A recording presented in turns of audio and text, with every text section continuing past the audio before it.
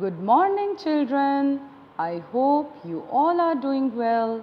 I'm your teacher Faiza, and today we will learn about the concept of open and close.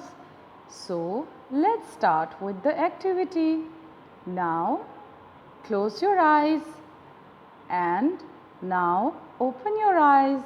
Let's do it again. Open your eyes, close your eyes.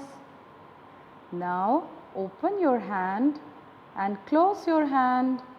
Let's do this again. Open and close. Open and close. Now let's see some more examples. This window is open. This window is closed. This box is open and this box is closed. This jar is open. This jar is closed.